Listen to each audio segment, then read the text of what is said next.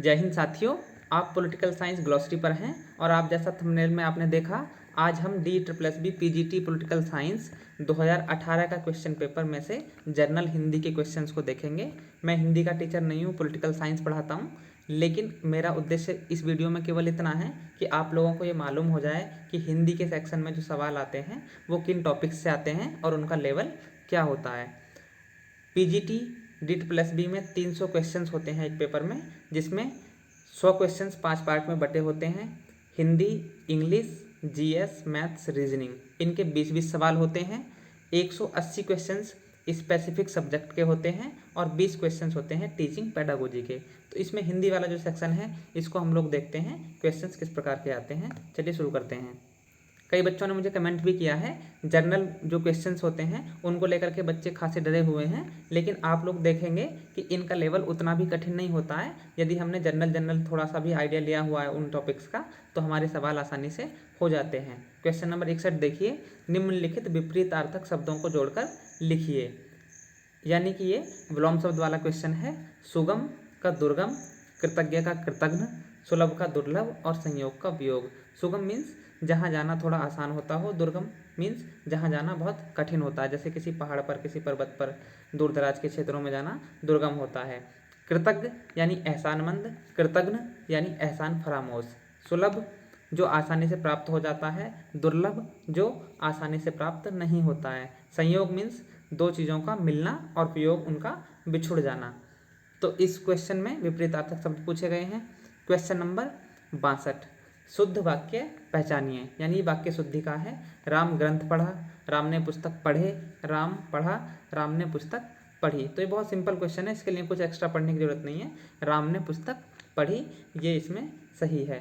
अशुद्ध वाक्य पहचानिए, ये भी इससे मिलता जुलता है। मैंने कल बहुत सोया, लड़कियां घर से निकलीं, हम सामने बैठे, लड़के स्कूल गए। तो इसमें मैंने कल बहुत सोया की जगह होना चाहिए था मैं कल बहुत सोया। तो ऑप्शन ए सही होगा इसमें। क्वेश्चन नंबर 64, निम्नलिखित अभाग के शब्दों को ब भाग के शब्दों के साथ जोड़कर लिखिए। तो ये वन वर्ड सब्सटीट्यूशन यानी कई शब्दों की जगह एक शब्द वाला क्वेश्चन है। जो आकाश में चलता हो, नभचर, नभ मीन्स आकाश और चर मीन्स विचरण करने वाला, चलने वाला। तो इसका हुआ नभचर। जो सब कुछ जानता हो, सर्वज्ञ, जो ईश्वर को मानता हो, आस्तिक, जो नहीं मानता उसको कहते हैं नास्तिक, जो किसी का उपकार ना माने यानी एहसान फरामोश, अभी हम ऊपर डिस्कस कर रहे थे, कृतघ्न बोलेंगे उसको हिंदी में। तो इसमें ऑप्शन बी ठीक होगा। क्वेश्चन नंबर 65, पिताजी पुस्तक लाए, यह वाक्य किस काल में है। यानी कि एक्शन हो चुका है, क्रिया हो चुकी है, तो कम से कम भविष्य काल का नहीं है और वर्तमान काल का भी नहीं है। तो ये सिंपल पास्ट टेंस है। क्वेश्चन नंबर 66, जिस शब्द से किसी वस्तु, व्यक्ति, जीव जंतु, स्थान या भाव आदि के नाम का बोध हो उसे कहते हैं। तो हम बचपन से पढ़ते आए हैं, noun is the name of a person, place और थिंग। तो इसमें ऑप्शन बी ठीक होगा।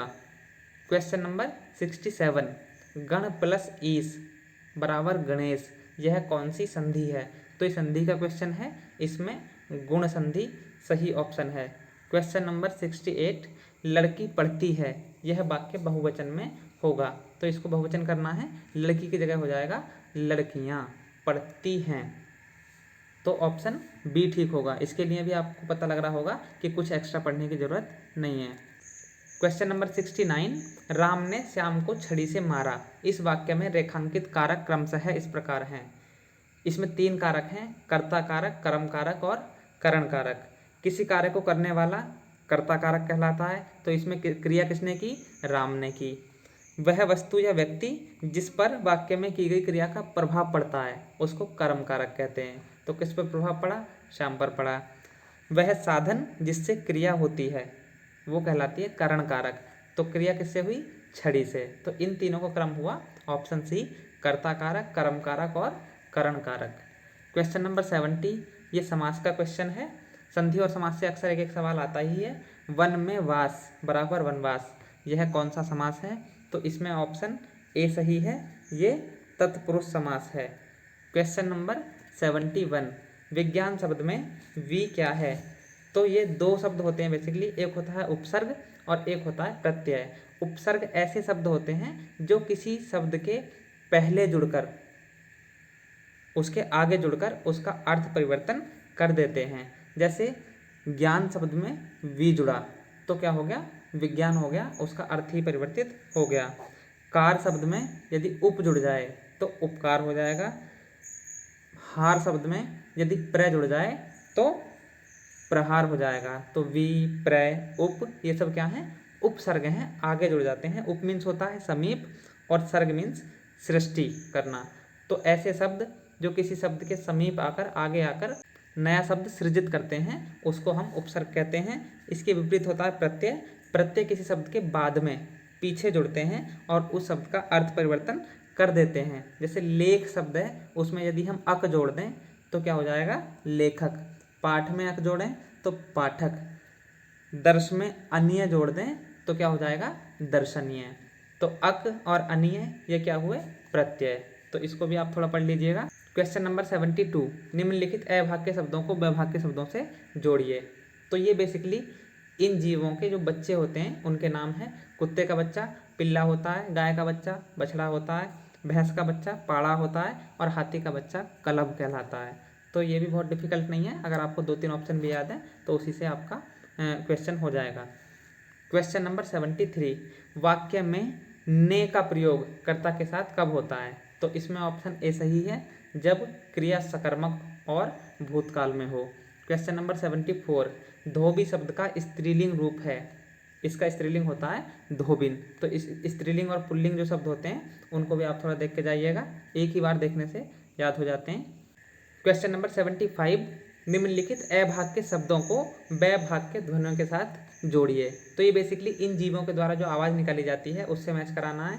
तो इसमें हाथी चिंगाड़ता है, मोर कुहकता है, मेंढक टर्राता है और बकरी मिमियाती है। तो ऑप्शन ए सही होगा, इसको भी आप कर सकते हैं। क्वेश्चन नंबर 76, मोहन पढ़ता है, इस वाक्य का कर्मवाच्य रूप है। तो ये इंग्लिश में यदि देखेंगे तो एक्टिव वॉइस और पैसिव वॉइस का क्वेश्चन है। ये एक्टिव वॉइस का क्वेश्चन है, मोहन पुस्तक पढ़ता है, और इसको हम बदलेंगे पैसिव वॉइस में।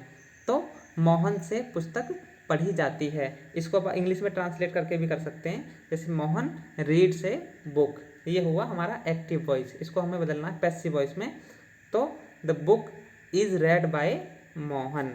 तो ऑप्शन डी ठीक हो जाएगा खुद से। क्वेश्चन नंबर 77, किसी वस्तु की किसी दूसरी वस्तु से समानता के आधार पर तुलना हो तो उसे कहते हैं हम उपमा। जब किसी वस्तु या व्यक्ति की किसी दूसरे व्यक्ति या वस्तु से गुण, आकृति, स्वभाव आदि में समानता दिखाई जाए तो उसको हम कहते हैं उपमा अलंकार। जैसे सागर सा गंभीर हृदय हो, गिरि सा ऊंचा हो जिसका मन। तो सागर सा गंभीर हृदय यानी कि हृदय की तुलना किससे की जा रही है, सागर से की जा रही है। गिरि सा ऊंचा हो जिसका मन, मन की तुलना किससे की जा रही है, पर्वत से की जा रही है। तो इसमें उपमा अलंकार होगा। अलंकार थोड़ा सा पढ़ लीजिएगा। क्वेश्चन नंबर 78, इनमें से तलवार शब्द का पर्यायवाची शब्द नहीं है। तो खड़ग, असी और कृपाण ये तीनों तलवार के पर्यायवाची हैं। सर शब्द इसका पर्यायवाची नहीं है। क्वेश्चन नंबर 79, अभाज्य शब्दों को वैभाज्य शब्दों के साथ जोड़िए। इसमें जो गुच्छा होता है यानी कि समूह होता है उससे मेल कराना है। तो जो लताओं का समूह होता है उसको हम कुंज कहते हैं, यात्रियों का समूह काफिला कहलाता है, वस्त्रों का समूह गट्ठर कहलाता है और फलों का समूह गुच्छा कहलाता है। ऑप्शन बी ठीक होगा। क्वेश्चन नंबर 80, निम्नलिखित मुहावरों को सही अर्थ के साथ जोड़िए। आग में घी डालना यानी कि क्रोध को बढ़ाना, घाट घाट का पानी पीना तो अनेक स्थानों का अनुभव होना, ढिंडोरा पीटना बहुत अधिक प्रचार करना और दबे पांव आना यानी चुपचाप आना। तो ये मुहावरे का क्वेश्चन है। तो आपने देखा कि विलोम शब्द, वाक्य शुद्धि, वन वर्ड सब्स्टिट्यूशन, टेंसेज, संज्ञा, सर्वनाम, विशेषण, संधि, समास, एक वचन, बहुवचन, प्रत्यय, उपसर्ग, बच्चों के नाम, ध्वनि, स्त्रीलिंग, पुल्लिंग, पर्यायवाची, लोकोक्ति और मुहावरे, इन्हीं टॉपिक से सवाल आए हैं जो बहुत अधिक कठिन नहीं है। इसलिए आप थोड़ा थोड़ा तैयार करके जाइएगा, आपके क्वेश्चंस हो जाएंगे। यदि आप चैनल के साथ जुड़े रहना चाहते हैं तो चैनल को सब्सक्राइब कीजिएगा और बेल आइकन को क्लिक करके उस पर ऑल नोटिफिकेशंस को क्लिक कीजिएगा। जय हिंद।